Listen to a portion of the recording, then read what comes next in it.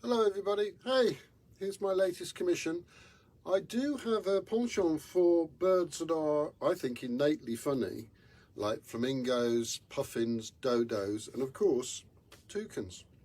This time the client wanted more realistic beaks, which I've given them. Usually they're sort of fantasy, really. I mean, the background is a fantasy landscape, isn't it?